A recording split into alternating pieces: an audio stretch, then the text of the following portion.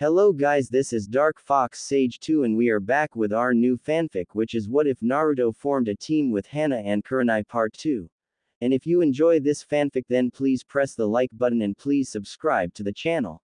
It motivates me to upload more fanfic like these for you all. Now let's start the fanfiction. I'll pay you back for this. The blonde was stopped from speaking any further as she was stabbed again through her chest. The pool of blood that had been collecting around her was refreshed with new vigor as the freshest wound allowed even more blood to freely flow from the body. The man stood still while still holding onto the blonde woman's hair, his sword buried deep into floor. The tatami mats sure soak up blood rather well, never thought of that before, he absently noted as he withdrew the blade from the body. This is Kajirashin, first target neutralized, no one noticed me entering the area. Kagura is missing though, I think he went after some spoils, he reported over his small comm unit. Second and third target secured, fourth have been isolated. Primary target secured as well, Kagura just arrived to our position, maybe he realized it might be best to take the spoils we've acquired here first and then go after the other possible ones in the main building, his second in command responded over the comm unit. No. A muffled scream from an adjacent room was what awakened Naruto from his slumber. Dressed in pajamas, a kunai in his hand, he cautiously approached the door as the hallway was dark and thus no shadows were cast on the walls. Trying to open the door, he found himself unable to do so as it was like it sealed shut. Trying to use the kunai to cut open the door proved futile, it was like the thin material the door consisted of had been reinforced somehow. He was just about to attempt using something with more punch, but just as he applied one of the directed high-yield explosive notes he had in his possession, a hole unceremoniously appeared on the door as one of the priestesses working at the temple fell through it, a sword buried in her lower abdomen. As a dark shadow stepped through the hole, he found himself frozen in fear as he saw the man take hold of the sword, withdrawing it from the woman while holding a hand over the priestess' mouth, stopping her screams from reaching far. Now be a good girl and be quiet, the man said as he used the tip of the weapon to make a cut through the robes the priestess wore. The aura the man emitted was that of pure terror and death, making Naruto unable to move even if he had wanted. He knew that if he made his presence known to the man who was occupied with the young woman, he would die. The sudden shimmering object visible for but a moment surprised Naruto. Following the general direction it was headed in, he found that the man who up until just a moment had been fondling the young woman's breast had almost frozen, a long needle sticking out from his neck. The only indication of him being alive was the moving of his head, which slowly was turning in the direction of the hole he had made just moments ago. Ra. The man's voice was uncertain as he spoke to someone Naruto was unable to see from his position. A moment later, several more glimmering objects came through the hole, each and every one appearing on the major nerve clusters on the man's body. Kagura, who is that? A voice spoke from the other side of the door, not giving away any gender as it was neither feminine nor masculine. A shadow rushed through the hole, a moment later the man's head had been separated from its body. The splash of blood that was sent from the blade as it cut through the man's neck awakened Naruto from his frozen state as the holder of the blade turned around to him. What are you doing? The tip of the blade was just barely touching Naruto's throat, the blood sticking to his skin as it was starting to dry. Stop quivering there in fear, your teammates and the other priestesses need your help, lest they will end up like that girl. The sword was no longer pointing at Naruto's throat. Instead it pointed to the unmoving body of the half-naked priestess. Her eyelids were open, the eyes staring at the ceiling though they were unseeing. Instead of jumping up like the person holding the blade, the young boy started to curse himself for being unable to save the girl. The person that held the sword just found it too pathetic as the boy mumbled curses on himself and raised its hand, slapping him hard. Pull yourself together. The harsh and agitated voice of the person along with the throbbing sensation on his left cheek wakened Naruto from his mental self-abuse for a moment. There was nothing you could have done against him, you're a mere genin, the difference was too big. He was a chunin in Iowa when he left from there 15 years ago. There's no way you as a fresh out of the academy genin could defeat him. Luckily for you there were only 3 persons in the group that's attacked us that were of that rank or higher and now 2 of those are dead. So pull yourself together and go and help the others here before anyone else dies. If you don't pull yourself together then you better just stay here. In your current state you'll be more of a liability than you'd be helping out. Before Naruto had a chance to say anything the person was gone without a sound. The only sign on its presence was the decapitated Nuke Nin and his victim. Kujirashin could feel that something was off as he rushed over the courtyard from the Jonin's room to where the genin and their primary target were housed. As if to confirm his fears he heard an explosion coming from the area where the genin and their target were supposed to be.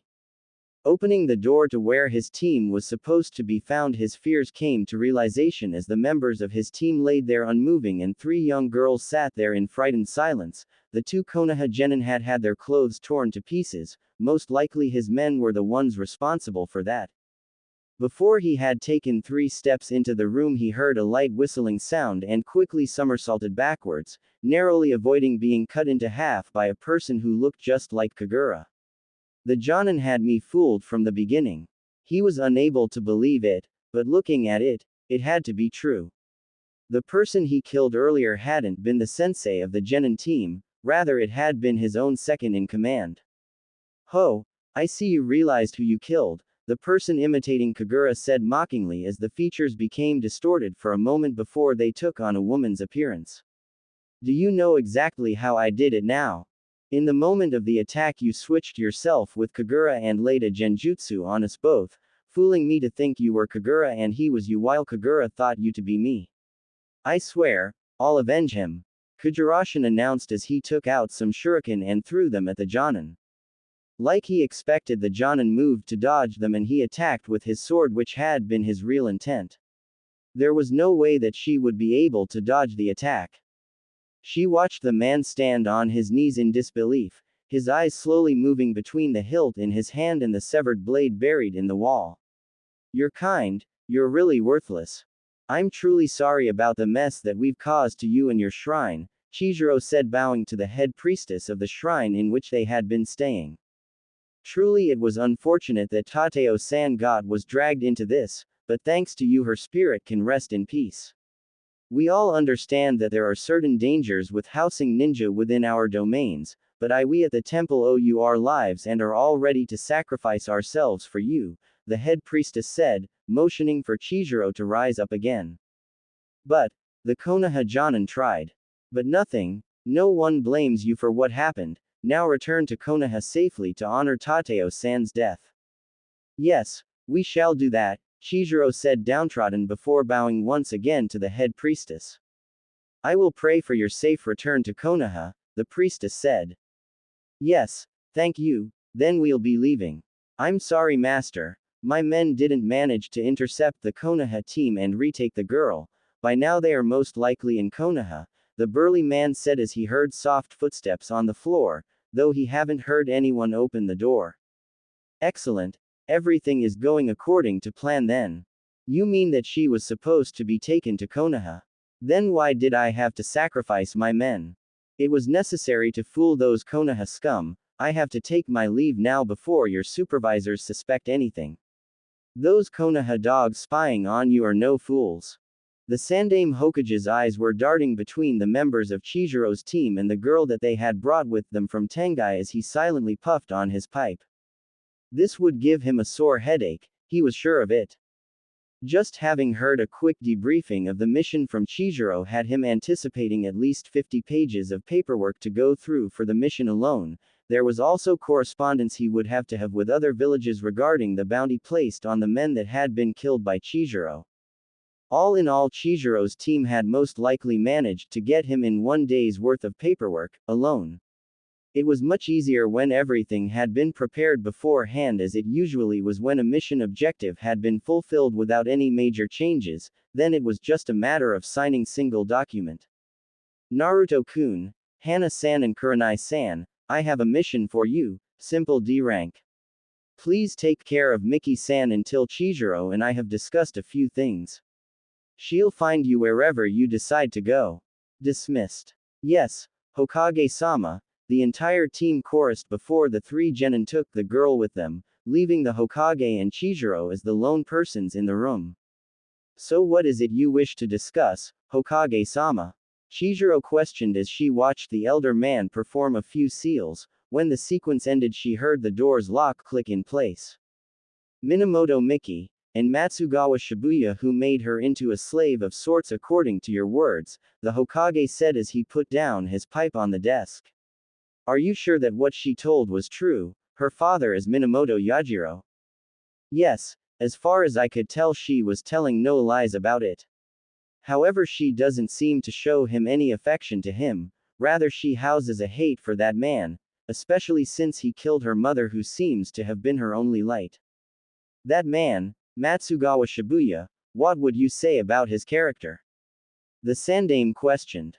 Despicable, that's the only word that would describe that man, handling a child like that.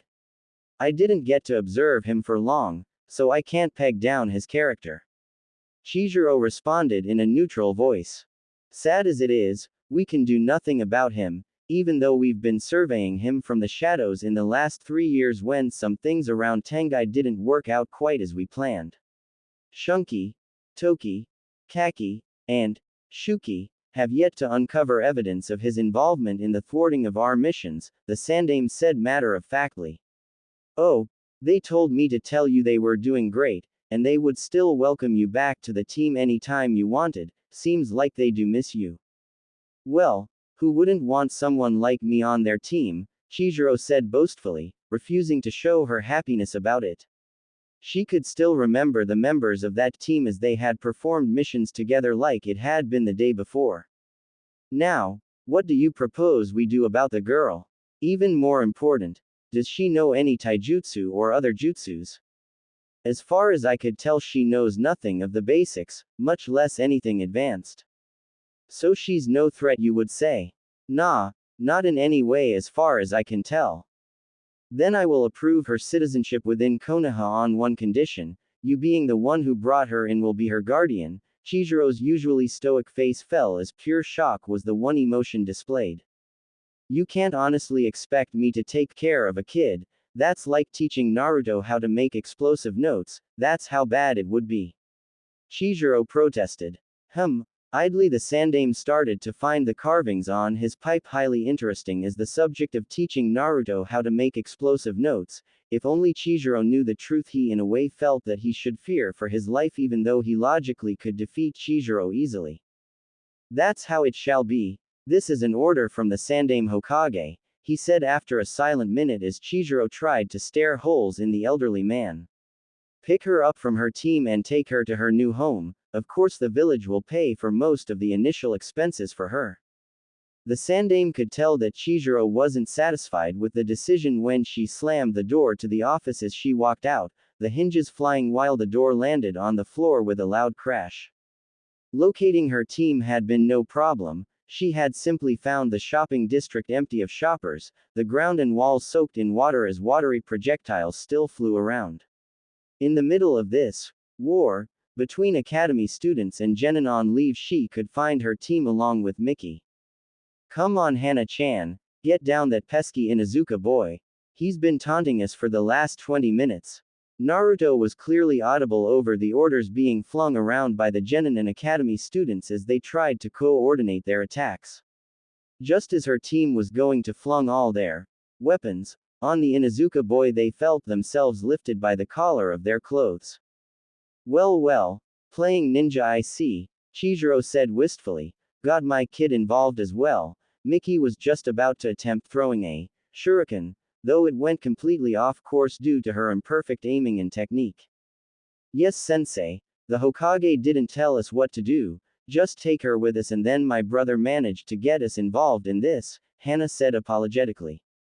Well, now the mission is over, I'll take her from here, Chijiro said as she released the 3 genin roughly. Off with you, tomorrow I'll allow you to rest, but the day after that usual time and place for training. Hi, her team chorused in a mix of joy and dread. Returning to the usual training was nothing to look forward to in the opinion. Watching her team walk towards their homes, she turned to the silver-haired girl as they stood in the middle of the watery war zone. Let's go home, Miki-chan. Just as she stretched out her hand to the girl, Chizuru felt something soft and cool impact on her cheek. Half a moment later it became really cold and a liquid splashed over her. Who was that? The street, which had been bustling with activity, became quiet as a graveyard as the children ceased their activities. No one got guts enough to admit it. Well, I guess I can't help but do this then. Taking out kunai and shuriken, she started to expertly take out each and every boy and girl in the vicinity, her own weapons having been modified by the creator to be far more powerful and much colder to the ones available to the general public, as on per her request. They had proved to be very useful during her team's training, where she could simulate combat without worrying about them getting hurt as they threw kunai and shuriken at each other, unless they stayed in their cold clothes of course and caught some diseases. The Sandame silently puffed on his pipe as he watched his teachers slowly started to fill up the room. He knew it would take another 20 minutes before all had arrived. Even though the one who would appear last didn't have a team to nominate, the Hokage felt the right to oppose any proposal was to be granted to everyone, thus he would wait. Especially since he suspected she would nominate his team, then he would be the one who knew if the team's greenhorn would make it or not. The crowd was starting to get uneasy. Usually when the Hokage called them he would get straight to the point, but now no one had shown up for the last 15 minutes, yet silence prevailed in the room. Don't tell me we're waiting for the copy ninja, Chizuru thought as she watched the Hokage take another deep drag from his pipe. After another minute she saw the Hokage rise and clear her throat, at the same time she felt someone bump into her. Looking to her left she could see that she had been right in her suspicions, as all she saw was an orange cover. Welcome, I'm sure you can decipher from the people here what I'm about to speak about. In 2 months' time, 13th of June, Chunin exams will be held in Taki, and now I believe is the time to nominate the teams so that they can be excluded from missions in order to train properly. As I'm sure you know that to be eligible to participate in this exam they need to have performed a minimum of 16 missions. Since this is outside of our own village, preferably they should have performed at least the double amount. The Hokage said, first I would like to hear from the Jonin training our newest genin if they have any nominees. Team 1, led by Yugen Kakoden, consisting of Sagara Terasuke, Morozuki Senpachi and Hitsuga Mizuhiro. I believe that my team is not ready to participate in the examination. Team 2, led by Kuha Mitsuka, consisting of Aburame Shigi, Kazama Akatora and Genjo Goe. My belief is that my team will not yet be ready to participate in these exams for another year. Team 5, led by Shiryu Keizo, consisting of Iwata Kensuke, Nishikawa Eriko and Suzuki Kenta. I swear on my clan that my team is ready for the test by the time they come by. This statement led to whispers among the other assembled and betting about if they would manage to come past the second exam or not. Next time, that is. The man received glares from the assembled teachers as his unserious manner even existed when they were discussing matters as important as who to send out to represent their village. Team 9, led by Sakuyama Kuken, consisting of Takashi Eiji, Shiozaki Daisuke and Matsugawa Ryosuke. I believe my team to not be ready for the exam. Team Chizuru, led by Yukino Chizuru, consisting of Yuhi Kurenai, Inuzuka Hana and Uzumaki Naruto. The team is definitely not ready for the exams. The Hokage was surprised by the confident Jonin's announcement. He had anticipated that she would nominate her team, but for her to say they weren't ready at all was a complete surprise. It was the third year now without any rookie team being nominated for the exams. Well, that's it. Then Team 13 and Team 7 will be sent to participate in the exams to represent us. You may now leave. In a flash all of the teachers were gone, with the exception of 2. Would you tell me why you didn't send your team to the exams now, Chizuru? Everyone's left now, so I'm sure Inu would like to know why his student wasn't sent on this exam. Kakashi said as he pocketed his orange book. They just aren't ready. Their teamwork needs a lot more polishing than 2 months since the 2 girls aren't even stable. They've half been regressing back to the state they were after the rescue ever since that mission to Tengai. This is why I've stayed behind here, to discuss this matter with the Hokage. Hokage-sama, I request that my team is disbanded and that Yuhi Kurenai and Inuzuka Hana are put back on rehab or taken off the active shinobi roster while Uzumaki Naruto is made to my apprentice. The Hokage nearly choked on the smoke he just inhaled and started to cough. Surely you can't be serious. They are still girls, give them some time and they will. The Hokage stopped when he saw just how stony Chizuru looked. That's why I request them to be taken off my team. They gain nothing from being with me, you know how I've been taught. They will only be scarred from associating with me. Uzumaki, while he haven't been a genin for the same amount of time, he does have the spirit needed if he just gets someone to give him a hand along the way. But those two, I cannot help them with that. The ideas such as those, they were drilled into me from an early age. Nowadays they occur first when a kunoichi actually becomes a genin. I might even say it's a flaw with Konoha's education system that the prospect occurs first at such a late time. The council will probably strike down on this. One of them is the heir to one of the more prominent clans of Konoha, Kakashi said seriously. You'll be even more hated. Then so be it. I don't care about the damn council, she said irately. Council be damned, I don't want people dying on me because the council wants it some way or not.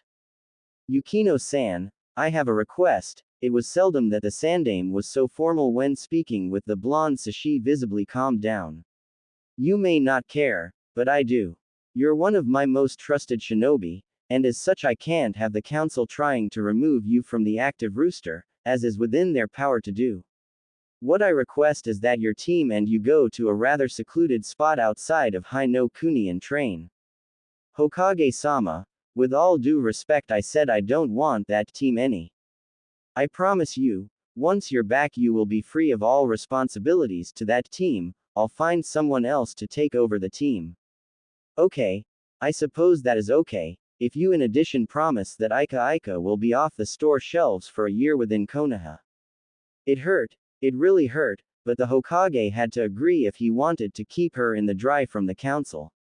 Kakashi watched in horror as the two shook hands to confirm the agreement. Volume 7 was due the next day, and he was sure she was aware of that and it was the reason why she had that demand.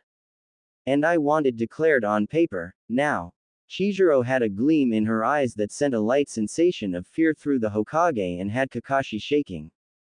Inuzuka soon felt relieved as she leisurely walked from the clan's dog pen while holding the leashes that held two dogs. It had been a long time, but finally the dogs that were to replace Hana's old companion were sufficiently in age to accompany her on training. It was Sum's hope that the new companions would restore some of her daughter's fire. What was at her home now was the shell of a Konoha shinobi. Hana, her daughter, was surprised when Sum burst into her room, the two puppies in tow. Look what I got for you. Mother, I have been thinking, maybe I should quit being a kunoichi. I feel like I'll only disgrace our family further by continuing on this path. Hana felt that some yelling was the only thing to happen, but when she felt the stinging sensation against her cheek that sent her flying through her room as Sum's fist met the cheek was beyond her imagination. You don't ever talk like that again. You're not a disgrace to our family, but if you give up on the path you chose years ago you will be. I've been telling these two members of our great family about you for weeks, and they've been expecting this day for a long time. They want to see you succeed as a kunoichi. They want to serve the one set to inherit the position as head of the clan. As to reaffirm Sum's words, the two dogs barked in affirmative. But, no buts, you're an Inuzuka. We're a proud clan, we're known to brash, but at least we don't hesitate and show fear. Now are you a part of our clan along with Yami and Hikari, or do you really wish to leave the way of the ninja? With that, Hana's mother stormed out of their house. Uruka-san, so tomorrow we'll start teaching, the silver-haired man said after he'd taken a sip from his saucer of sake. Yeah, it's going to be a nice change from the dangerous missions, his companion replied before taking a sip of his own. Well, I'm happy we won't have to teach the demon brat, would be a pain in the ass to teach him. I suppose so, Uruka said as he poured himself some more sake from the bottle.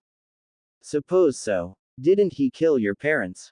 I know I would be hell of a lot relieved to know that I wouldn't see his face for days on end. Mizuki-san. The tone in Uruka's voice made Mizuki freeze up for a moment. Don't ever bring that up again, I don't want to remember. What's in the past is to stay in the past, what matters is now. I would watch my tongue if I were you, Mizuki. Uruka can be quite scary when angered. Great. It's the bitch from the outside, Mizuki said sarcastically when Chizuru sat down in their booth. Don't you have some other people to antagonize? Mizuki. Uruka's eyes were piercing and the silver-haired man felt himself shrink under their gaze. I think I'll go. Gotta prepare for tomorrow. Good night. Mizuki downed the bottle before slipping out of the bar. Was that really necessary, Chizune? Uruka asked the blonde as she took the seat which Mizuki had been occupying. Well, he was bad-mouthing my student, what did you expect? I see, so you're the one who's teaching him. Yeah, along with Inuzuka Hana and Yuhi Kurenai. Yuhi-san, wasn't she under Kotomine-sensei? He's dead, didn't you know? No, this is all news to me.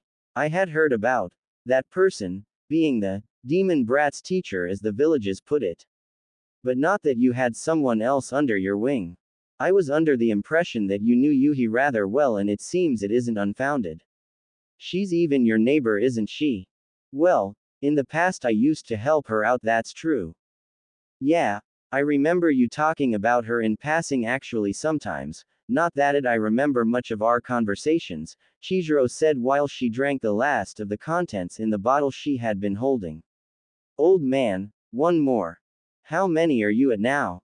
Uruka questioned as a new bottle was presented to Chizuru. This is actually just the second, so no worries, Uruka-kun, you won't have to look after my sorry drunken ass. That's a relief to hear, even though it ends up that way anyway, even if you say so. Mo, you make it sound bad. I bet most men would be happy to look after me, that wasn't a question, so don't say anything, she said, effectively stopping his protests that he didn't want to watch after her. So how is it being a teacher?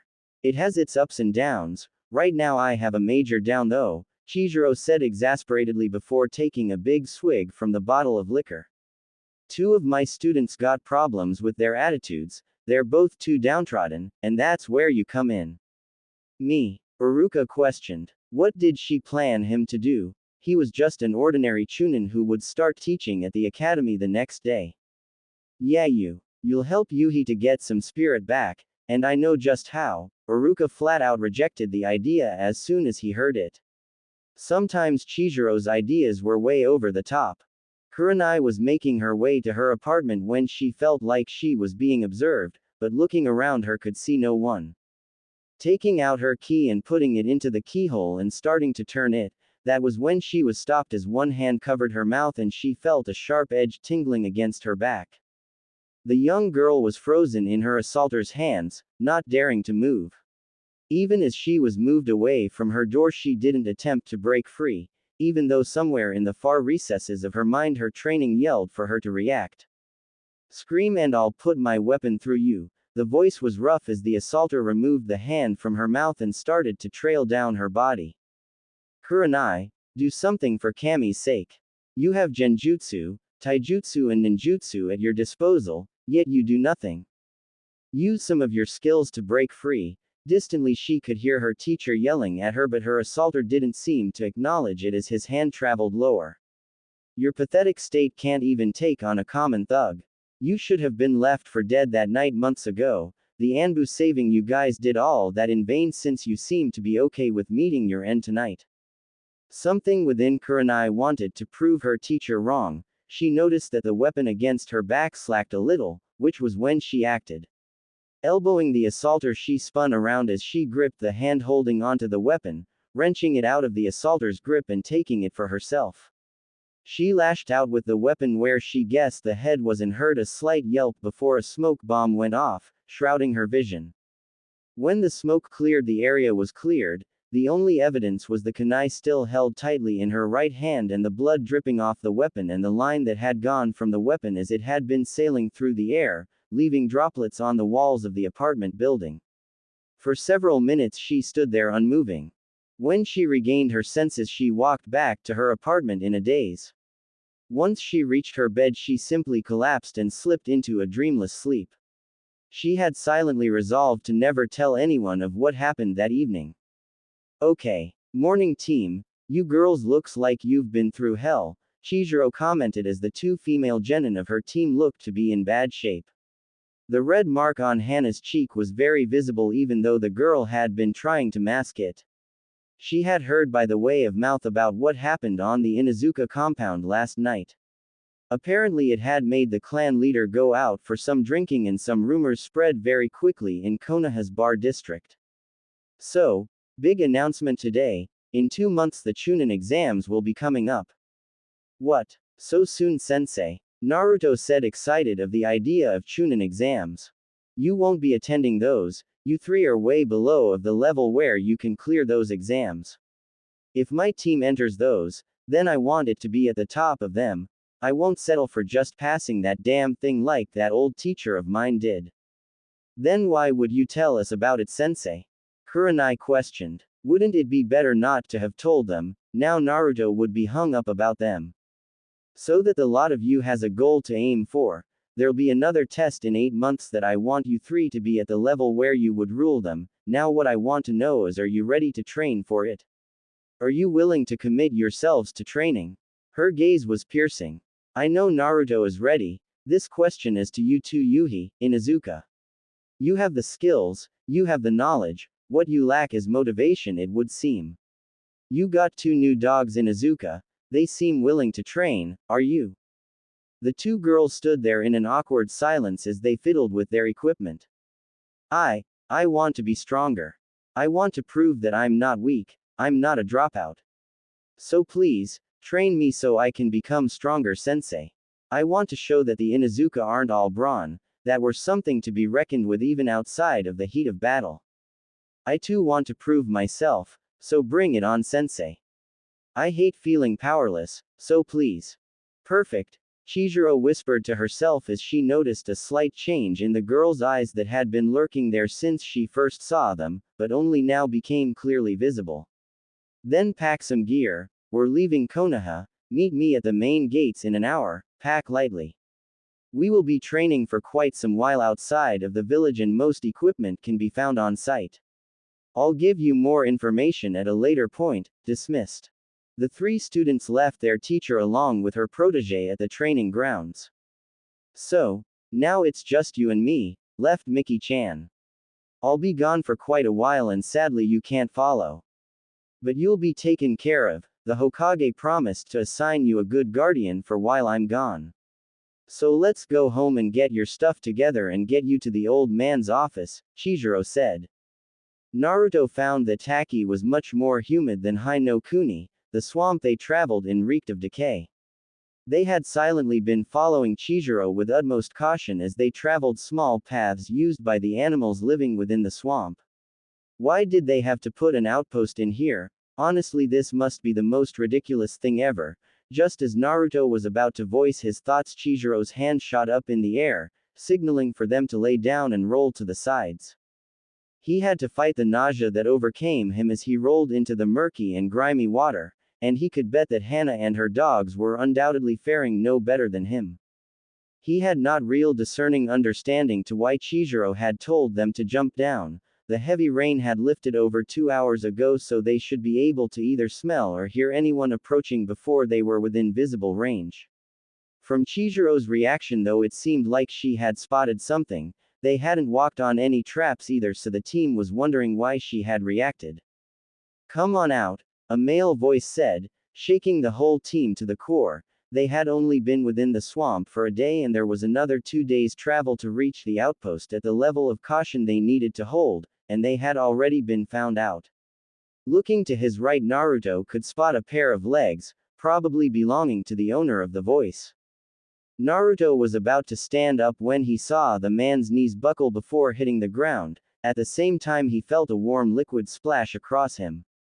A moment later Naruto was staring at the surprised yet lifeless face of a Taki shinobi who was bleeding profusely from the side of his neck. That was when a hand reached down for the shocked Naruto and helped him up to his feet.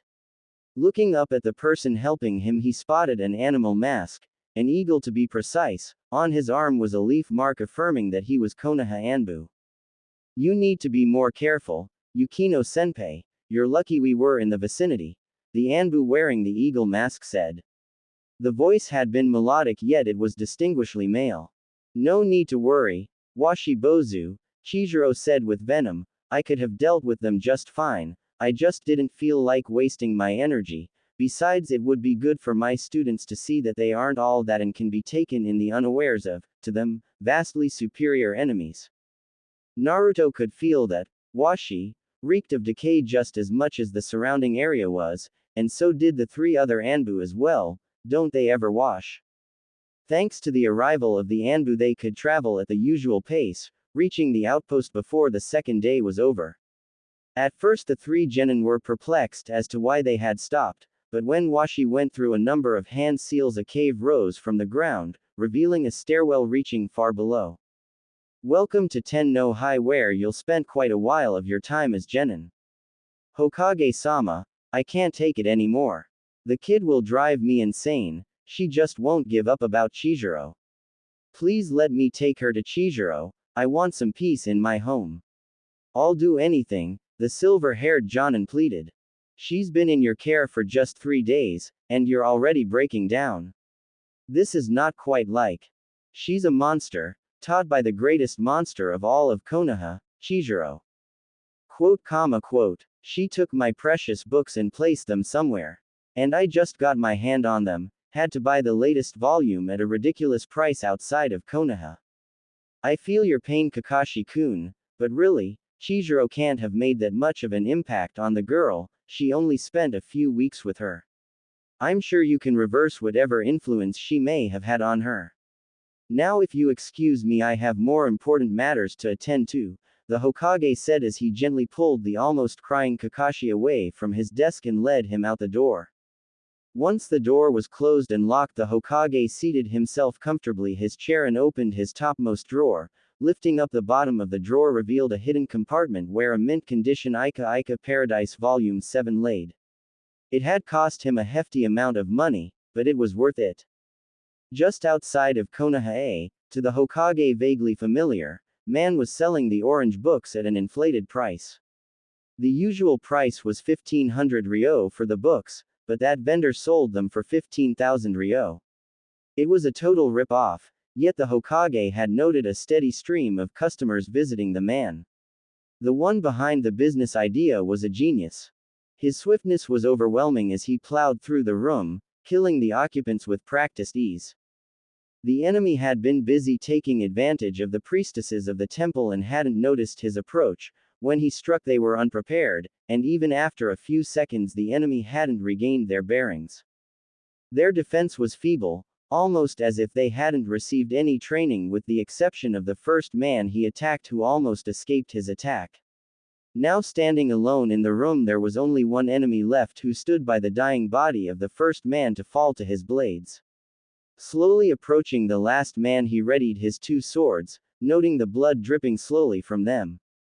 It was just when he was about to use his 2 blades to slice of the enemy's head when a sudden nausea hit him and the room started to contort as his vision also darkened. No longer were the room full with enemy shinobi or dead and raped priestesses, instead the room contained the bodies of servants, and by his feet laid the Tsuchikage, gasping for air as blood trickled down from his mouth. The person whose his 2 blades had a light connection with drawing blood was no other than a 7-year-old girl who he recognized as the Tsuchikage's daughter. He watched as her tears continued to fall even as his vision darkened. From the edge of his fading vision 2 figures were approaching. That's one powerful technique you have there, to be able to control even the Kuroi no Senko. You're a powerful man, one of them said as his world started to tilt and the grip on his blades loosened. I was lucky he trusted me completely, otherwise there would be no way for me to take control of him, the other person responded.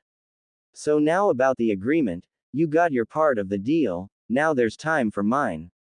Yeah, you have free hands to choose any of our prisoners and the Sandaime Tsuchikage's followers to be your test subjects. Seems like the first line of defense was left alive by the Kuroi no Senko. At that point his entire world hazed out, leaving him in darkness. The next time he woke up, he found himself in the hospital in Konoha. The picture of the girl's pure look of fear imprinted deeply on his retina. Naruto awoke in a cold sweat. His dreams were becoming more horrible as they continued. He told himself that surely the Yondaime never committed such acts as the ones he dreamt of. To him, the Yondaime was a hero, someone who never killed the innocent under any circumstances. He was convinced that the dreams were just bad dreams of his with no base in reality. He had since quite a while ago figured that what he saw must be something regarding the Yondaime Hokage, however he wasn't sure if it was the truth or not. The missions most shinobi did were kept secret, only for propaganda purposes did a single ninja's accomplishments became known to the public. What Naruto not clearly understood was how he felt feelings in his dreams, had knowledge he didn't remember learning, like the appearance of the Tsuchikage. History was one of the subjects where he had slept through the lessons. The scarred Chunin was anxiously rubbing his nose, careful to avoid the scar going across his nose. It was a reminder that sometimes he had to be more careful and that even people he knew could do unexpected things. For the last 20 months Konoha had been oddly quiet for the young man. The lack of his senpai was noticeable, his wallet was heavier than usual. Not having to pay for several bottles of sake from time to time made a lot of difference to the young man's salary. Today was the Jutsu mock exam at the academy, the genin hopefuls just a few weeks from graduation, and he would see if all of them had gotten hang on the things they were taught in the academy. Overall, the class was very good off. It looked as if there wouldn't be any potential non-ninjas in the room, even though some would repeat a year or two before becoming real ninja. The fact was that most of his class consisted of the heirs of their respective clans. He had the heiress to the Hyuga clan and the heir to the Uchiha clan. There was also the 3 members of what was predicted to be the future Ino-Shika Cho combo. So, we'll start off with. Before he could finish, Iruka was interrupted as the last member of the class opened the door to the classroom. How nice that you could join us, Hataki-san. Really, you take after your father all too much. Well then, Hataki-san, since you're up here, I guess you can start with showing off the jutsus then, Iruka said pleasantly as he took up his clipboard. You've been training here for the last 20 months, and for the last year you've been completing missions for us as well. For that we commend you. While your stay here has been longer than the usual stay, others team having entered here after you and left before you, none of them have had the privilege to perform missions here.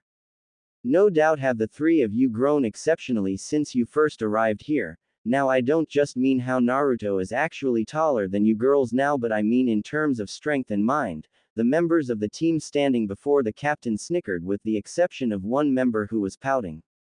Now, I believe we've been holding you here for far too long. Now I'm not only judging from the time spent here, but we've received a lot of mails from the Hokage urging us to speed up your training. Apparently the council is on his neck since the whereabouts of one of the heirs to one of the more prestigious clan is here with us. I'd love to see his face when he finds out you stayed here performing missions. Well, as fun as it is you doing a retrospect story washi, just tell us what you need done and we'll do it. I can almost hear Naruto dreaming about ramen back in Konoha now, Chihiro said so that the captain would stop saying unnecessary stuff. My team is good, and we know it. Okay, as you wish, senpai. Your mission is simple, it's recon mission. This time we do have permission to search the area, so you won't need to sneak around and discreetly take any patrols from Taki, just show them the permit, Washi said as he handed Chihiro a piece of paper with the Taki daimyo's seal. Now you guys probably know that a Chunin selection exam started 2 weeks ago in Iowa. We had one team going there to attend it to show that we're willing to repair the relationship with Iowa since Hai no Kuni and Tsuchi no Kuni are currently discussing trade agreements. But the team never showed up. The folks back in Konoha haven't heard from them either, and it was 3 weeks ago that they should have arrived in Iowa.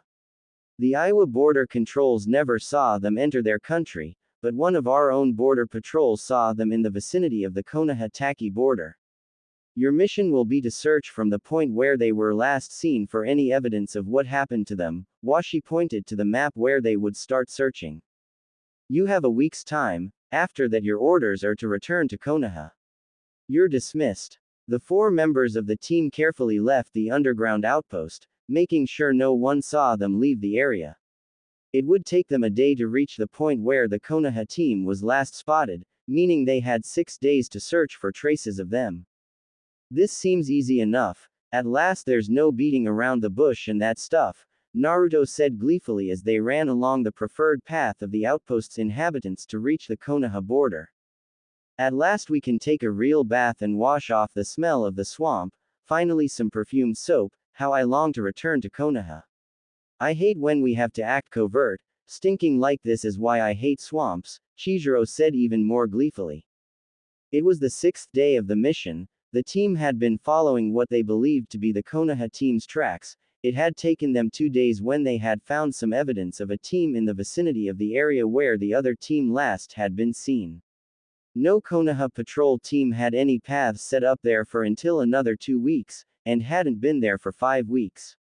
Neither were any Taki patrols scheduled to patrol anywhere in the vicinity according to their stolen patrol papers. They were closing in on the Iowa border when Hana's dogs picked up the smell of decaying flesh. Following the scent, the team reached an area with hills, covered in thick and long grass. The genin were just about to enter the field when Chizuru stopped them. What is it, sensei? There's something just 100 meters further. It might be the Konoha team. Hana said as she ordered her dogs to stop. If so, they're already dead for sure, Chizuru said coldly as she stared out over the hills. What do you mean, sensei? Enter this field, and you'll be dead for sure. Have you ever heard of the battle taking place here? Exactly where is? Here, sensei. During the Third War, close to the end, a large part of the forces on both sides were fighting over this area. Konoha and her allies were trying to push into Iowa territory, and Iowa was defending with all their might. The fight that would take place here would most likely decide the outcome of the war. The side with most ninja standing would be able to push inside the other country's borders. The Field of Rolling Waves was the name of this place since the wind makes it truly look as rolling waves when it moves the grass. Guess how many returned from the battle which took place here? 600 ninjas, Naruto responded. The largest groups ever mobilized by Konoha to one battle during the Third War had been 1,000 ninjas, but that had been extreme. 200, Kurenai said. It would be a rather logical number if Konoha and Iowa both were giving it their best. There was bound to be heavy casualties. None, Hana said grimly. This is the Hills of the Dead, isn't it, sensei, where over 18,000 ninjas and soldiers simply disappeared? Yes, that's what they are called in these days. It's said that sometimes one can still see the battle raging here. Since there were no survivors, it is not known how both sides' forces were eliminated, but the fact that none returned for either side still stands as a fact. There's still a lot of traps in this area, and so far no team which have entered here has returned even after the battle is over. Well then, let's be that team then, Naruto said as he rushed in.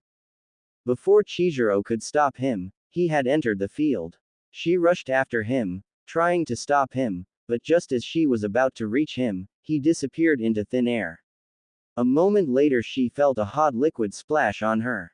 Reaching up with her hand and wiping it off and looking at her hands, she could see blood.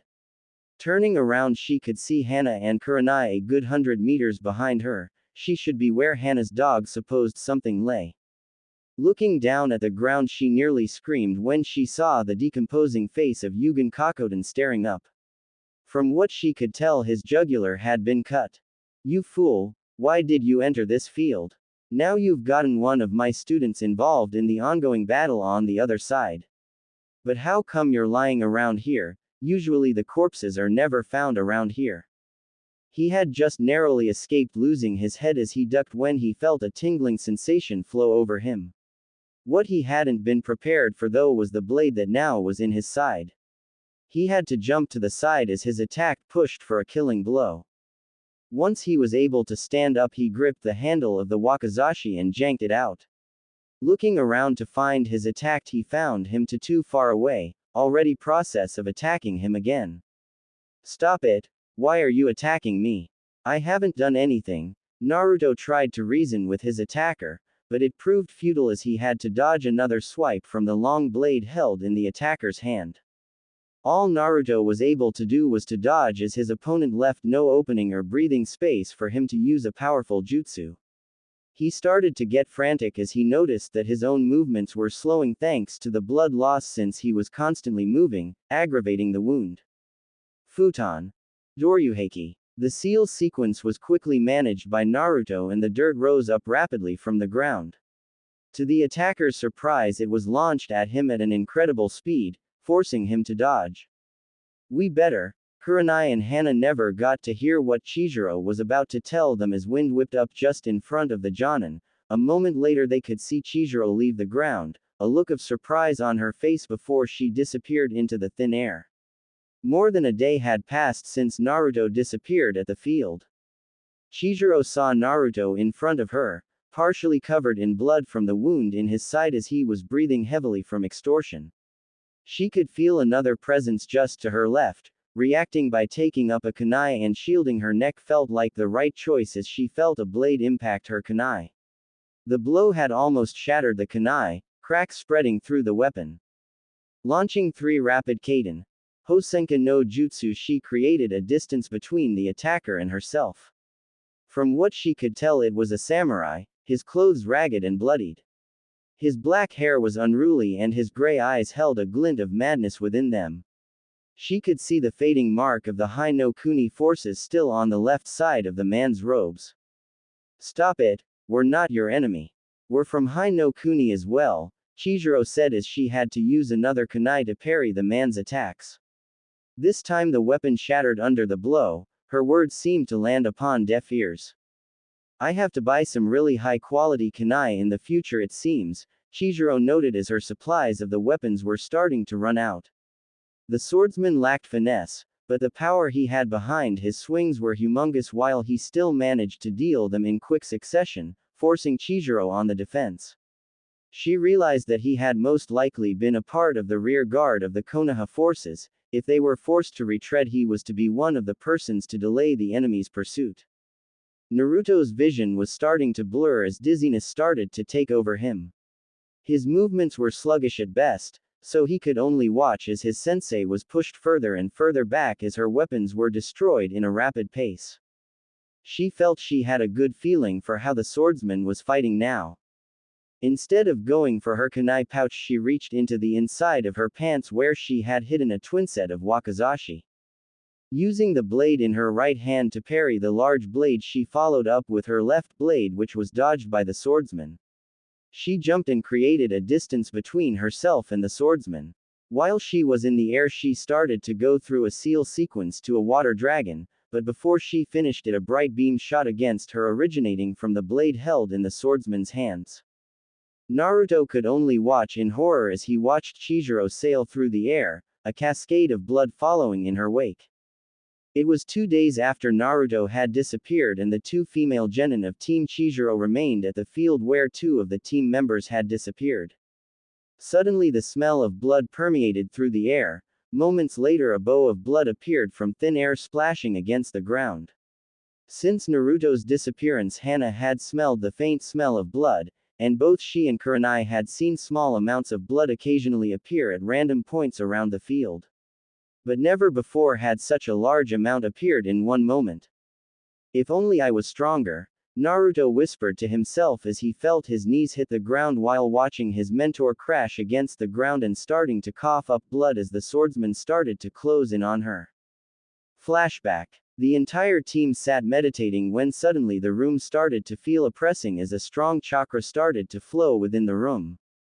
The vileness in the chakra flowing there sent shivers of fear through Hana and Kurenai as they never had felt something alike to the feeling, while Chizuru bore a grim face as adrenaline started to flow within her body. The only one who looked unaffected was Naruto.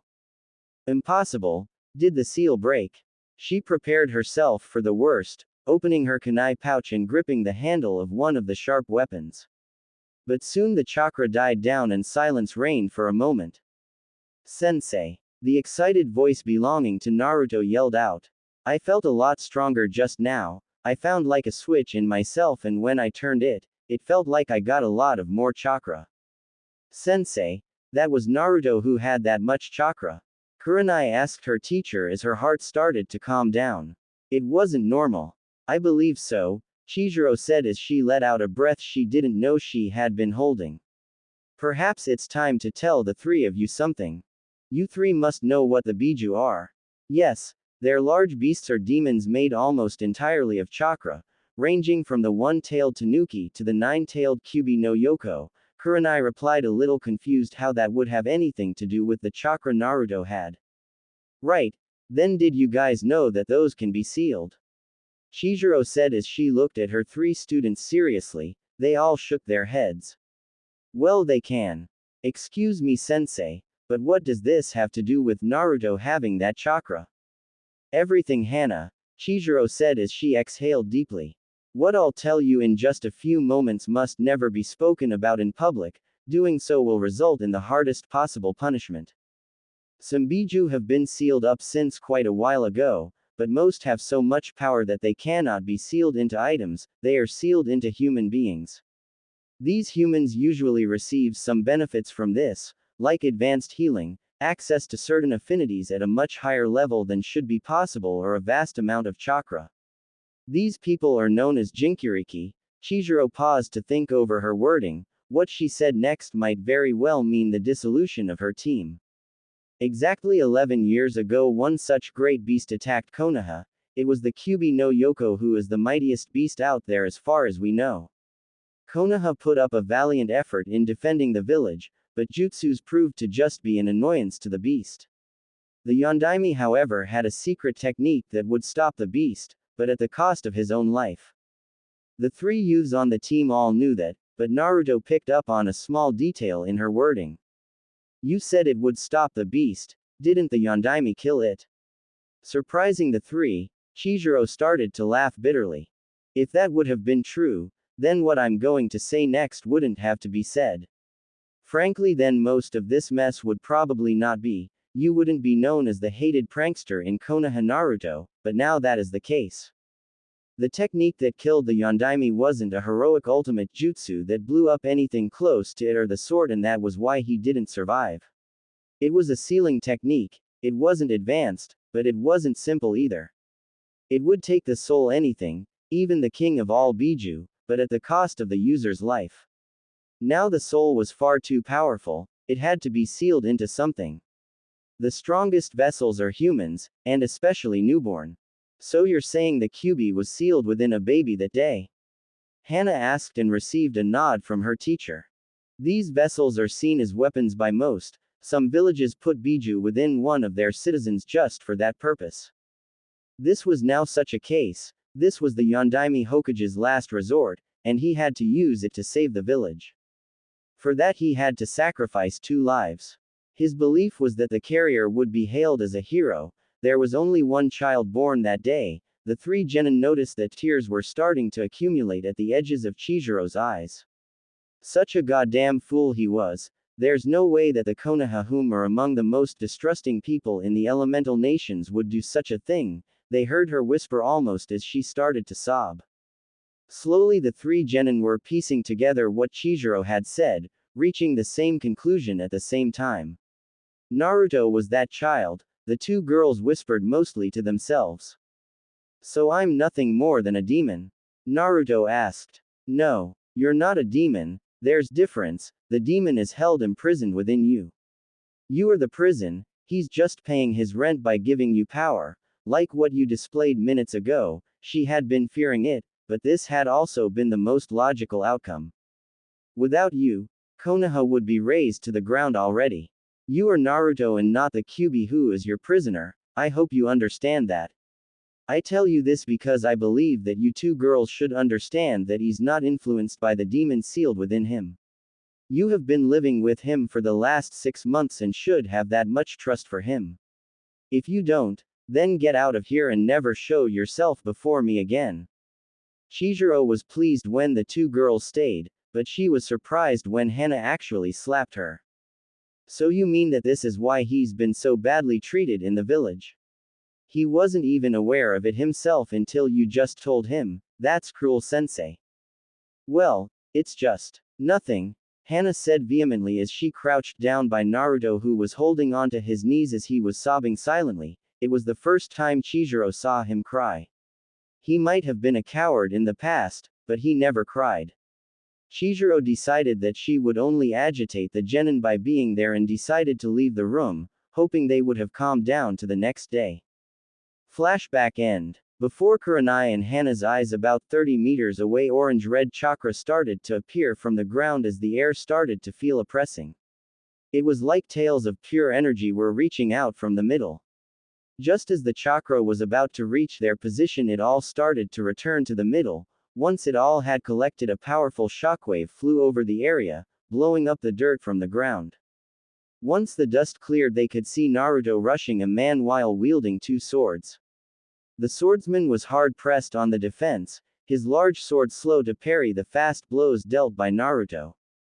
The power coursing through him was simply amazing. His body felt as light as a feather as he wielded the two blades belonging to Chizuru with a surprising ease. His vision felt a lot sharper than usual, and he had noticed that the blade of his opponent was starting to suffer from the numerous attacks. He managed to get the swordsman to lock swords with his left blade, and he attacked the flat side using his right blade. To his surprise, the large sword was cut off just above the guard. With the lack of resistance against his left blade, he drove the blade deep into the swordsman's chest just below his head. The eyes of the swordsman took on a sudden clearness as he stared at Naruto. "Namikaze-sama, finally you have arrived. We've held off the Iowa forces and just a few of them remain, however they have managed to infiltrate our forces. Please, help the survivors, I'm lost." The swordsman started to cough blood before his body started to go limp. Hana and Kurenai rushed towards their teammate and fallen teacher. Chizuru was bleeding profusely from a large wound in her side. Naruto was covered in blood, but no wounds could be seen on him. The two girls managed to stop the bleeding and had her take a blood replenishment pill, even though they had to force her to swallow it as she was unconscious. The green and tranquil green hills of the field were now littered with weapons and the rapidly decaying bodies of Konoha and Iowa forces. While Hana and Kurenai was tending to Chizuru, Naruto started to walk around the field in contemplation over the swordsman's words. The man seemed to think that the Third War was still raging, and at the battle they were expecting reinforcements from Konoha. It was if they had been frozen in time, and the dead's bodies only to appear now and take the natural turn of decay. A few bodies were decaying at a much slower pace, while others just turned into dust within an instant. When Naruto had walked a good 500 meters away from his team, he found some ninjas with a Hittite he never had seen before. There was a symbol of a note carved into the metal. Close by the rotting corpses, he found 3 smaller bodies wearing Konoha Hittite. They were some of the few slowly decaying corpses. He would approximate the time of their deaths to have been 3 weeks earlier. He could still recognize the faces of the students, being his old classmates. They had all died holding onto their weapons. It looked like Hitsuga Mizuhiro had died holding a kunai which was buried deep within one of the ninjas from the unknown village. It looked like she had been the only one to manage to kill their attackers. Her teammates looked like they had died far earlier, judging from their position. Most likely the unknown ninja were planning on having their way with her as her pants were torn off, but something had stopped them besides the fact that one of their comrades had been struck down by her. 2 of the other ninjas had stabbed her through her chest, but then something had cut their throats. "Naruto, let's leave now. We've stabilized Sensei, but she's still out cold, so we better get back to the village as soon as we can so she can get some proper medical treatment." Kurenai's voice was carried clearly through the war-thorn hills. Naruto was making his way over to his teammates when he noticed a group of bodies that looked like they weren't decaying. Cautiously he made his way over to the unmoving bodies in case they posed any danger. He better be prepared. When they made no move, Naruto checked for a pulse on the 3 persons laying there. Surprisingly, they were alive, but unconscious. 2 of them bore the Konoha Hittite while the third had a Kurigakure Anbu mask attached to her belt. If his theory was right, then that meant they were remains of the forces that fought in the Third War, meaning they had been allies back then. Kage Bunshin no Jutsu, A series of distinct pops followed and 6 clones appeared beside Naruto. Quickly directing them to pick up the people with stretchers he had retrieved from one of his scrolls, he made his way over to where Hana and Kurenai were waiting for him. The 2 girls stared at Naruto with uncertainty when he was approaching them, followed by the 6 clones carrying stretchers. At first they thought it to be a bad joke, but not even Naruto had that bad taste when it came to jokes. "They'll drag us down. We need to make haste back to Konoha so sensei can get some proper treatment. Going back to Ten no High will do no good since both Konoka senpai and Chisame senpai are out on patrol missions and won't be back for some while. Just leave them here, Naruto. They're of no concern for us," Hana said heatedly. "I do agree with Hana. Our priority is sensei. If we take them with us, it'll take one additional day at least. We don't know if these persons will attack us even if they wear Konoha Hitai 8. People who don't obey orders are trash. People not caring for their comrades are even worse than trash. We can't leave them here, they're from Konoha. If need be, we can just keep them drugged so they're unconscious for the entire trip. I can go in advance with sensei on my back while you two take care of these 3. The clones should last until we arrived in Konoha." Naruto's words were as law to the team though. If he wasn't swayed the first time, then he couldn't be swayed. And whoever drilled the taking care of other people of Konoha drill into his head had made a good job of it.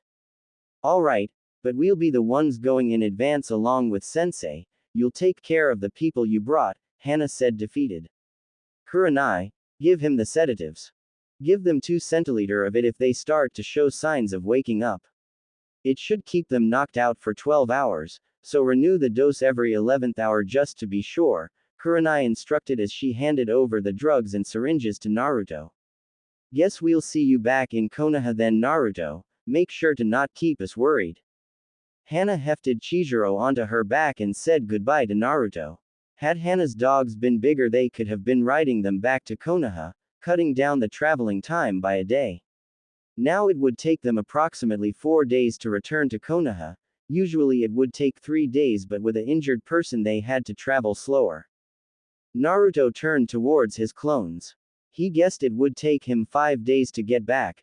During that time he had to figure out a way to keep the 3 persons in his care nourished and hydrated without having access to IV. The 3 didn't look malnourished and it was like the years hadn't taken their toll on them. The battle at the field took place 15 years earlier, but the 3 still looked to be around 16 years old. Just what was affecting this area? It's like it was a genjutsu, yet no genjutsu have the effect of freezing time.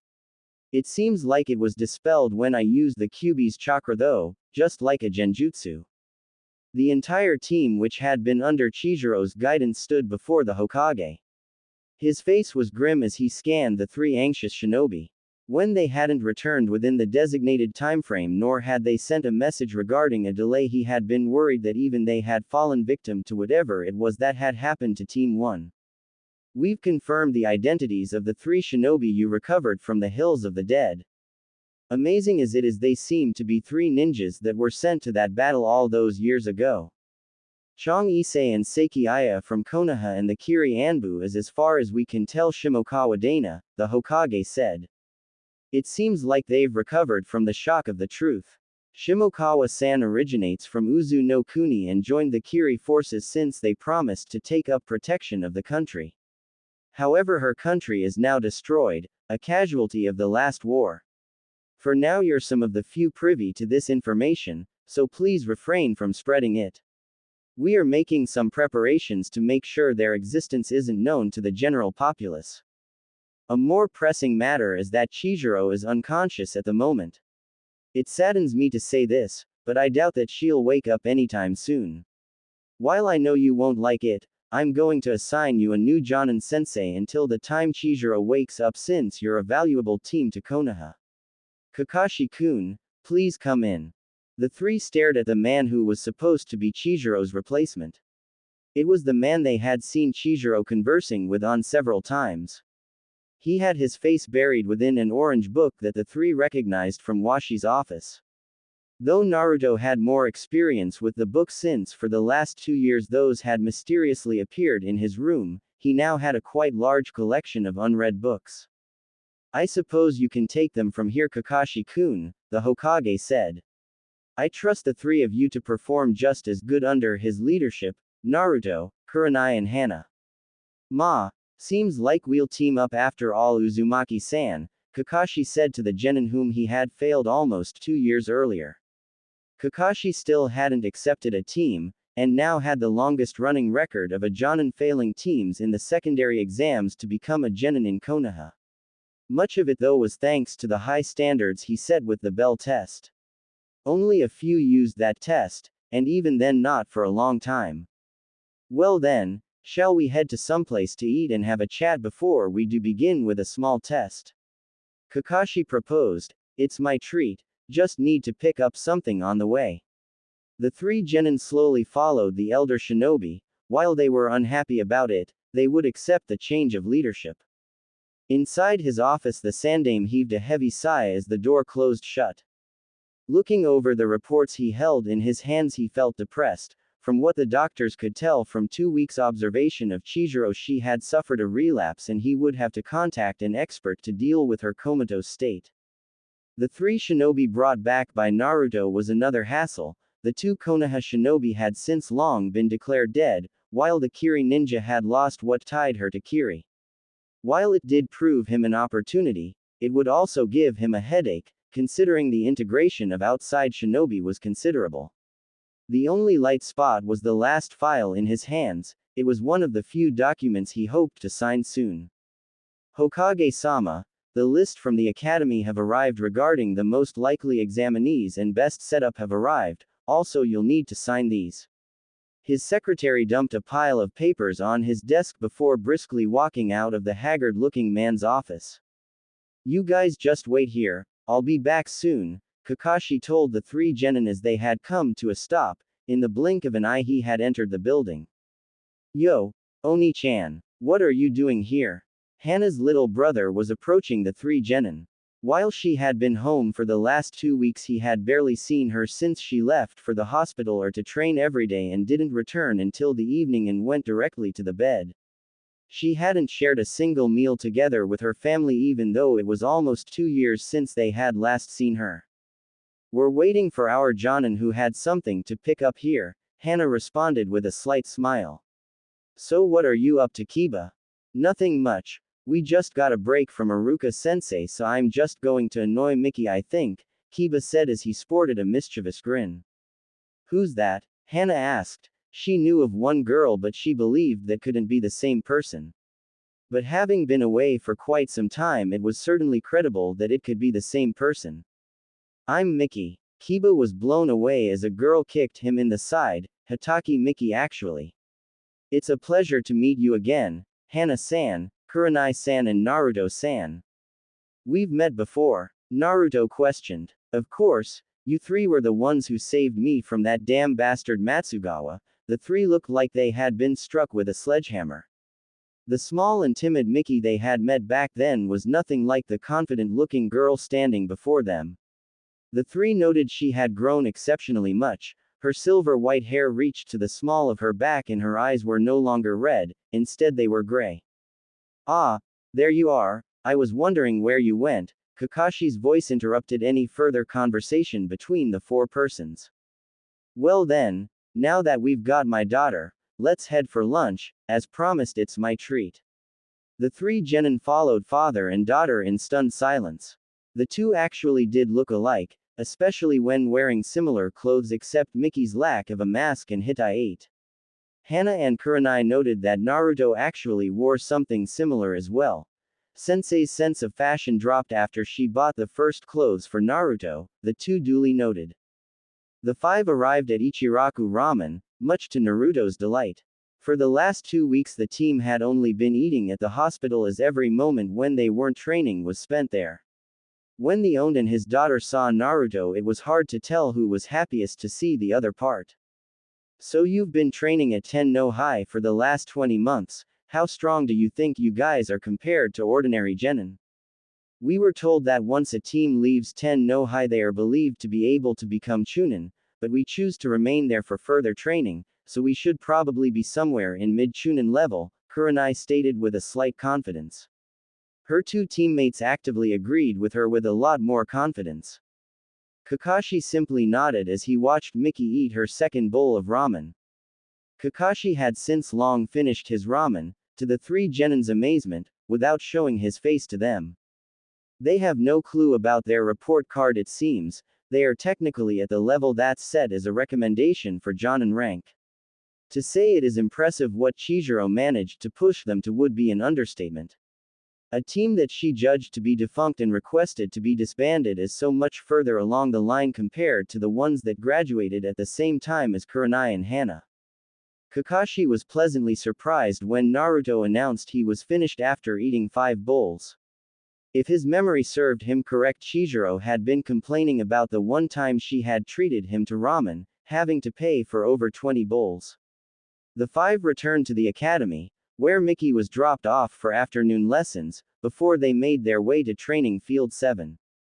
So, here I have some bells, what I want you to do is take a bell from you and we pass, however you only have 2 bells, meaning one of us must be the sacrificial lamb.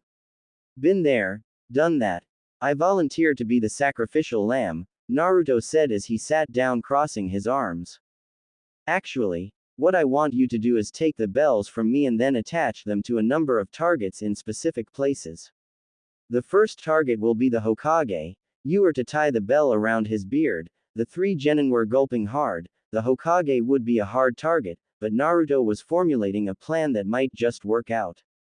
The second and third targets will be Inuzuka Kiba and Uchiha Sasuke. Tie a number of them as ribbons in their hair. Feel free to use glue if you wish. Hana was grinning from ear to ear. A chance to embarrass her brother was always appreciated. The fourth and final target will be a Jonin named Metagai. He's probably in training field 2 along with his team. If you can manage to give his team some ribbons as well, I will have a bonus for you. The elderly man was scribbling furiously on his notepad when a bird landed on his shoulder. He was about to shake it away when he noticed the note tied to its leg. Quickly unfolding it, he found a familiar handwriting. We need your expertise again. It seems like the seal collapsed again and she's out cold with no recovery in sight. This will most likely be the last time it'll work. After that we will have to give up. I would also like to have you investigate another matter. Recently one of our teams discovered a Hittite not previously seen, carrying the symbol of a music note. It seems like they assaulted and killed our envoy to the Chunin exams in Iowa. Sarutobi. The man sighed as he burned the letter and closed up his notepad. A quick seal sequence and the words, Kuchio's no jutsu, and he was off. The secretary paid no mind to the 2 female genin standing outside the Hokage's office while their teammate was inside. Why the Hokage would agree to meet with a lowly genin who housed the Kyuubi was beyond her. Usually only Jonin were granted a private audience with the Hokage. Genin met him along with their entire team. When the third member of the team walked outside the office with a triumphant grin, she thought nothing of it as the 3 genin quickly left the tower. It was only when she walked inside to give the Hokage the bundle of papers that had arrived during the Hokage's meeting with the genin she let out a scream as she saw the Hokage sprawled over his desk, a small amount of blood pooled around his head. Just as she was about to rush outside and get help, she found one of the Hokage's personal Anbu guards standing in her way, the Hokage. She frantically said, "It's nothing, you needn't be frightened. This is just one of Uzumaki-san's pranks, we'll have it dealt with swiftly," the Anbu said crisply as he led the scarred woman back into the lobby outside the office. Just continue as you were previously. Once the door to the office was closed shut, the Anbu let out a laugh that he had been holding ever since he saw the Hokage fall victim under Uzumaki Naruto's technique. Who would have thought that a genin would manage to fell the Hokage of Konohagakure? If it ever became public, then Konoha's public image would be shattered for a foreseeable future.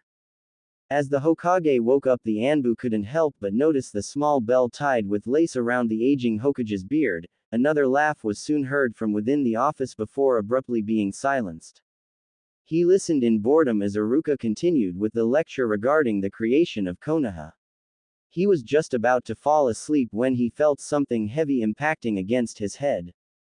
What the hell? His abrupt awakening elicited snickering from the classroom. Looking down to the front, he could see his teacher standing there, his history book shining with its absence. Looking down to the floor, he could see the book laying there.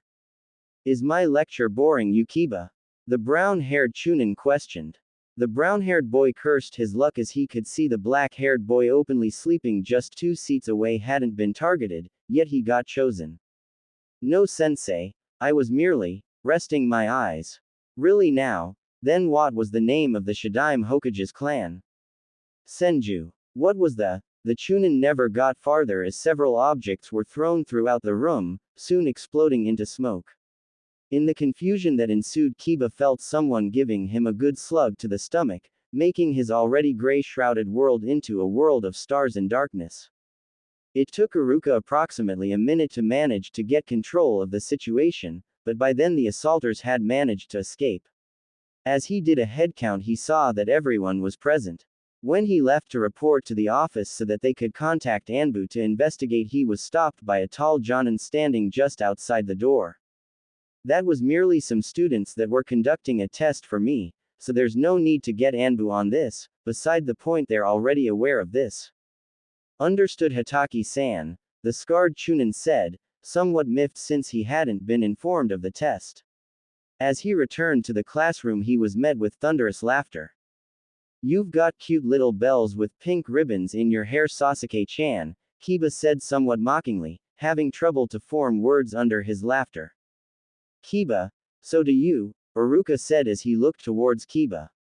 Instantly Kiba's own laughing ceased as he moved his hand towards his hair. Indeed, he could feel bells there along with something sticky.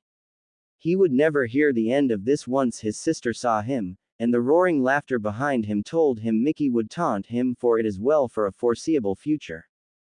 Someone's gonna pay. The 3 genin guilty for the deed was roaring with laughter just outside the classroom's windows as the watched Iruka detain the enraged academy student. My best test ever, Hana said between labored laughs as the 3 slowly moved away from the academy, unaware of the person watching them. It's so damn easy. Would have been harder if we had to fight Kakashi to a stalemate, Naruto said gleefully as the trio started to move towards training field 2. It took them 20 minutes to reach the outskirts of the training field. Observing the area, they could see 3 genin there, supervised by a jonin clad in a green spandex suit. One of the boys was dressed in similar attire and even had the same bowl cut as the jonin had. The second genin was a Hyuga. Judging from his eyes, he was currently occupied by the 3rd member of the team, dodging the brunette girl's deadly projectiles with graceful movements even as they came from several directions. So, 2 of them are sparring while the jonin teaches his look-alike some taijutsu. How are we going to proceed from this? Kurenai questioned. Already had she dismissed the idea of taking them by surprise.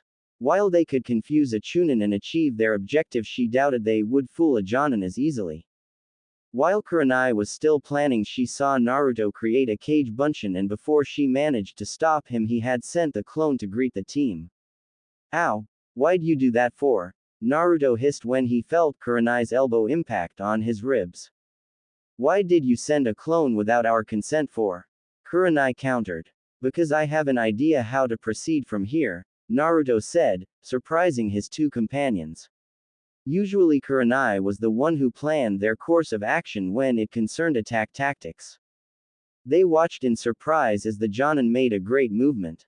Moments later they heard something that resembled flames of youth, as the jonin took something from the clone.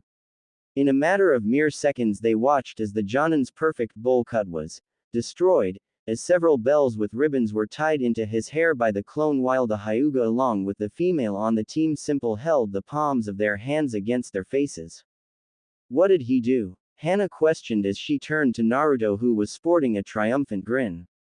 Never underestimate the information Chizuru gives you when she's hammered. Similar to the 2 sane members of Guy's team, both Kurenai and Hana felt compelled to facepalm. Naruto was the only one who would pay attention to someone's drunken slur, even though it this time had given him valuable information. Well, as much as I was hoping for some entertainment, you guys left me sorely disappointed. You didn't get the genin to wear them as well.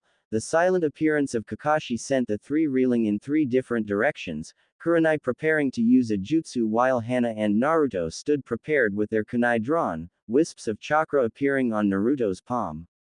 You've accomplished the first part one suppose, now for the next one.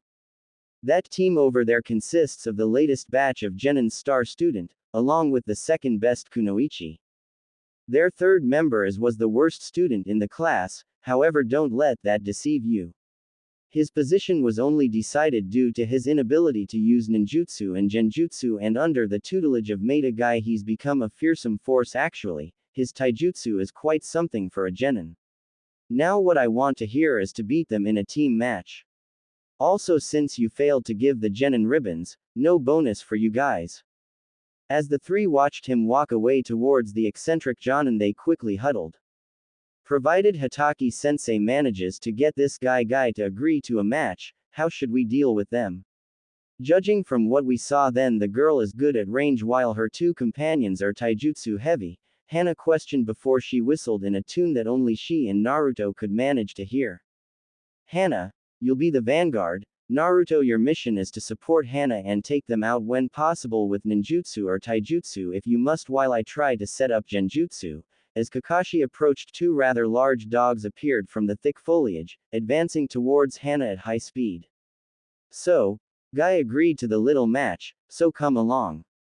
Roger that, Hatake-san, the three replied in unison as they followed the Jonin. There's even an extra level of challenge to this. I'll be joining with Guy-san's team while he joins you guys for this. It's a good opportunity for him to test his own team's strength, with the upcoming exams and all. Team Guy, meet my team. Yuhi Kurenai, Inuzuka Hana, and these guys are my companions Yami and Hikari, the brunette said as she pointed to the two large dogs.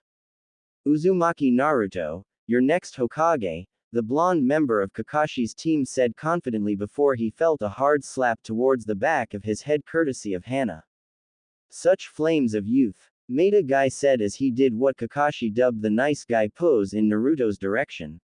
I'm Maida Guy, Jonin sensei of this team. Rock Lee, if I do not win this duel then I'll run 30 laps around Konoha on my hands. The Jonin look-alike proclaimed. Hyuga Neji, his stance was firm and his voice devoid of any emotions. Natsu Tenten, a pleasure to meet you, the girl of the team said as she smiled towards the three genin she would be facing. Now then, how about we start this thing off, Kakashi said as the two Jonin switched sides. Start, Guy declared once the two teams stood 20 meters away from each other. At the edge of the training field the aging Sandame stood, watching as the two teams tested their strengths against each other. Lee and Neji had quickly tried to close the gap, but when Naruto unleashed several low-rank fire jutsus they were stopped while Hana moved in along with her dogs in an attempt to take out Neji as he posed the largest threat for the support Kurenai's genjutsu would proved. Engaging me within close quarter won't give you anything, Neji declared as he started to use what proved to be vastly superior taijutsu against the dog user. Sarutobi saw the girl take 3 hits while blocking 6 other, meaning she had taken 9 hits in total already, rendering her left arm effectively unusable. Sarutobi watched Naruto go through the seal sequence for Kaden. Karyu Enden, the fire dragon met a swift end, however when Kakashi decided to intervene, his water dragon utterly crushing Naruto's dragon. XXXXX. Kurenai could only sigh as she watched Naruto's excitement take over his style of fighting, leaving her and Hana to deal with the genin since he started to exchange jutsu blows with Kakashi. Guy had supposedly decided his help wasn't needed so far. Futon. Daitapa, the blow of wind was blocked by an earth wall which quickly fell as Kakashi unleashed an offensive jutsu of his own. Kaden. Hosenka no Jutsu. Sweden. Sujinheki. Kakashi was surprised with just how good the boy had become. So far he had shown himself to be rather proficient with 3 different elements. Soon he found that he didn't have time to mull over that as he saw Naruto approaching him at a rapid pace, his right hand held behind him as he watched wisps of chakra starting to form and circulate rapidly within the palm of his hands. His first fear was nullified when Naruto swung his arm, releasing a small ball of wind blades that had formed within his hands. Kakashi narrowly avoided the jutsu, but still felt his shirt slowly being soaked in his own blood as small wounds had appeared over his left arm. Stop it. This is starting to get out of hand now, Kakashi said as he saw Naruto rapidly flashing through a number of seals. As all the genin stopped with what they were doing, Kakashi looked up to see that Kurenai had managed to disable Tenten with a genjutsu while Hana along with her dogs barely managed to hold back Lee and Neji, though her left arm was now unusable for a while and was limping slightly with her right leg. Guy had yet to participate, instead the green-clad Jonin stood contemplating. I share your sentiment, Kakashi, the Hokage said as he reviewed the report in his hands. This test was probably too easy, so they just rode the high road through it, doing the bare minimum. Naruto stepped slightly out of line when you engaged him in a ninjutsu match, leaving his teammates vulnerable. Considering the position, however, I suppose that is overlookable. He's always been eager when it's ninjutsu concerned, haven't he? So they'll be made chunin then? Officially, no, they will not. However, their wages will be raised to chunin level and the missions they'll be allowed to go on will be chunin level as well. I have some plans for them in the coming months before they're made official chunins, Hiruzen explained. So I am not to inform them of this then, I suppose, just say we'll start doing missions from tomorrow. Yes, that would be for the best. By your leave then, Hokage-sama, Kakashi said before he disappeared in a swirl of leaves. The aging man hated the paperwork involved whenever he visited Konoha, one of the reasons why he seldom visited the village. 9 years had passed since he last visited the village where he was born. Welcome back, Jiraiya-sama, one of the chunin guarding the gate said once he had handed in the forms. Thanks, the elderly man said as he walked through the gate. He had barely set a single foot inside the village before he had an Anbu 2 steps away. Hokage-sama told me to guide you to him immediately, the Anbu explained, so no detours to the hot springs today, Jiraiya-sama. The two traveled fast over the rooftops, reaching the Hokage Tower in mere minutes. Once there, the Anbu guided Jiraiya through the maze that was the basement of the tower, ultimately leading him to an isolated room far beneath the tower. In the middle of the room lay a young attractive woman with long strawberry blonde hair. Jiraiya couldn't help but let out a whistle of delight. Immediately he felt the female Anbu's glare directed at him.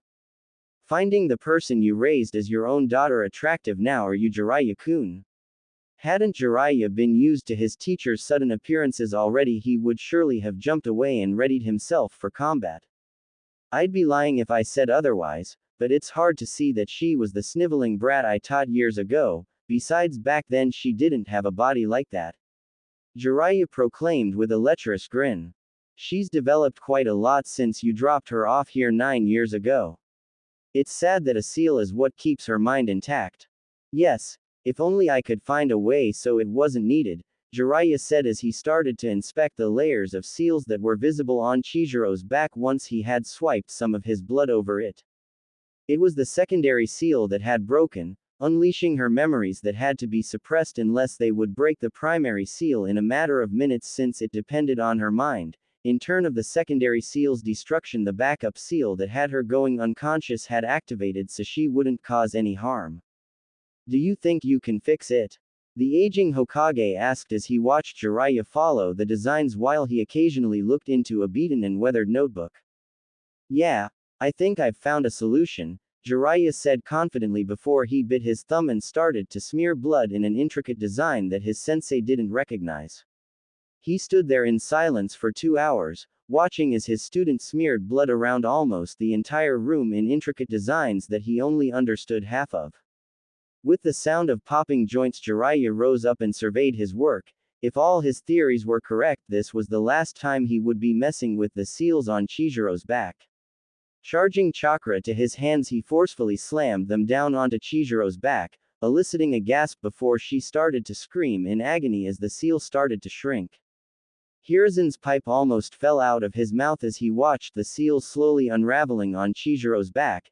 As the seal Jiraiya just had done wove into the old seals, they disappeared at a similar pace, ultimately leaving nothing.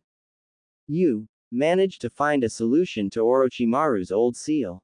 Hiruzen questioned hesitantly as he watched a panting Jiraiya stand up. Yeah, took me quite some research, but finally I got her out of his damn grasp fully. Sadly it isn't usable against the cursed seal in its current form. I'll have to conduct some more research before that, Jiraiya said as his head started to spin. The ceiling took more than I expected, he absently noted before the floor rushed towards him and his world turned dark. When he woke he did so to a familiar scent. The white roof he could see overhead confirming his suspicions of being in the hospital. Looking to his left he could see another bed where Chizuru laid, sleeping peacefully. He watched her writhe in pain as the seals were dissolving on her back. Suddenly she turned around and started to grind her back against the floor, blood slowly starting to seep out from the wounds she were creating on her back. He had to take a firm grasp on her shoulders to stop her from further hurting herself. In puzzlement he watched as her hair started to take a lighter hue as the final part of the seal that reached to her front over her left shoulder dissolved. Staring up at him were two marbled blue-green eyes filled with gratefulness and pain, before with a final yell her whole body stopped moving and her eyes closed. The peace was disturbed however as the door was thrown open as a blond boy came hurtling through the door, two other genin along with Minato's old student close behind trying to get hold of him. The movement to sit up caused Jiraiya to wince, his whole body felt like it had aged prematurely. Sensei, Jiraiya heard the blonde say as he rushed to the sleeping Chizuro's bedside. Something about the blonde runt reminded him of Minato, and then it hit him like a lightning bolt. Quickly but covertly reaching for his red vest he managed to find the letter he was looking for. Opening the letter dated almost 2 years earlier, a single sentence was scribbled down that had puzzled his mind to no end. The heir lives, signed by Chizuru. Jiraiya was ready to curse his teacher over keeping the fact a secret, the resemblance was uncanny. Oi Gaki, people are actually resting here, the white-haired Sannin exclaimed once he had been fed up with the boy's incessant babbling. Who are you? Why is the old, probably perverted, man in the same room as Sensei? Naruto said as he pointed accusingly at Jiraiya. I'll have you know that I'm no pervert. Jiraiya said, wounded that he was called a pervert. I'm Mount Myobokuzen Sennin, also known as the Gamma Sennin, Jiraiya. I know you've probably done something with Sensei. The blonde almost yelled. Nah, wouldn't be able to when I've raised the brat. Three heads instantly whipped up in attention and their eyes almost bore holes through the Sannin in scrutiny before the brown-haired girl turned to Minato's old student. Kakashi-sensei, does he speak the truth? The blonde questioned, knowing that Kakashi had known Chizuru for some while at least. Yeah, it's true. In fact it was Jiraiya-sama who brought Chizuru to the village and raised her here before he left 9 years ago. The three genin were staring at the gray-haired man in disbelief. They found it hard to swallow that Chizuru had been raised by the man who made such a ridiculous introduction. Why are you guys here anyways? Jiraiya questioned as silence was the only occupant of the room's air for quite a while. We heard that Sensei had been cured and went to check on her, the red-eyed girl explained. You must be Yuhi Kurenai then, while the brunette is Inuzuka Hana. The blonde abusive runt is Uzumaki Naruto, right? Jiraiya asked and received nods of affirmation. Well, don't bother, I doubt she's going to wake up soon. Not true, the old man said she woke up just this morning. Naruto said. Jiraiya-sama, it's been 6 weeks since you came to Konoha. Chizuru has recuperated quite well and this morning she was awake for a shorter period of time. You yourself haven't been much better I'm afraid. The ceiling drained quite a lot from you, Kakashi whispered as he leaned in so that only Jiraiya could hear him. Indeed. I would suggest you do not use a jutsu like that again Jiraiya-kun, even though it did what it was supposed you were fatally near meeting your own end as a result. Chakra exhaustion on your level takes a lot to bring forth. Sarutobi Hiruzen's appearance surprised the genin team. Well, since Chizuru seems to do a good recovery I'll be reassigning you guys again. Kakashi I have a new mission for you. The three genin were happy to return to Chizuru's lead, even though it most likely would be a while until they would be doing missions along with her again. On the other hand Kakashi had an inkling about what the Hokage wanted him for. Reading the scroll he was handed confirmed his suspicions before he disappeared in a swirl of leaves, waving goodbye to his short-term students. Jiraiya, until Chizuru is fully serviceable, I'd like to ask you to perform missions with her team if possible and train them. Jiraiya hesitated, but taking another look at the blonde he knew he had to, only if to confirm or disprove the notion of the boy being Minato and Kushina's kid. Sure, why not? Sarutobi was surprised that Jiraiya so readily agreed to teach the three. He'd expected heavy resistance from his old student. The opposition came from another person though. He looks weak, Naruto exclaimed, sending Jiraiya from his bed as he attempted to teach Naruto, who was weak. However, the sheets toppled his attempt and instead sent the white-haired Sannin sprawling on the floor. He's one of the strongest ninja Konoha has Naruto. It's a privilege to be trained under that man. Not only did he raise and train Chizuru, he also trained the Yondaime Hokage, Hiruzen explained as Naruto's eyes turned as white as saucers. He trained Sensei and Yondaime. Hana and Kurenai couldn't help but giggle at Naruto. He looked like a goldfish straight from the water. Please take care of us, Jiraiya-sama, Kurenai said as she bowed her head before the elder shinobi. Proper girl, just like Chizuru wrote. Why can't you ever be quiet, Naruto? The group heard a weak voice question from behind them. Laying there and staring into their backs was Chizuru, looking exhausted. Sensei. The three genin exclaimed in unison as they threw themselves at the blonde woman. Off, easy there, I'm not feeling so well just yet, she said as she felt the pressure form their hugs. You'll probably need to rest for up to a month, Chizuru. You'll continue to be paid your ordinary wages though, Hiruzen said as he saw the smile on her face as her students continued to barrage her with questions if she wanted anything to feel better or if something still hurt. Thanks, Hokage-sama, Chizuru said hesitantly. For a moment the Sandaime noticed a change in her demeanor. She almost seemed cold towards him, but waved it off as a simple illusion. Well then, you take care of yourselves. I'll have you signed out of here immediately so that you can start train Team Chizuru. Jiraiya, the Hokage said as he left the room. So you're teaching again, Sensei? Chizuru asked the man standing by her bed. Yeah, thought I'd give it a shot for a short while, just to see some stuff, Jiraiya said as his eyes quickly darted to Naruto, which only Chizuru noticed and gave a slight nod understanding. I assure you it won't disappoint you, Chizuru said confidently, her team grinning eagerly at being trained by one of the best Konoha had and whom had trained the Yondaime, while Jiraiya smiled for an entirely different reason.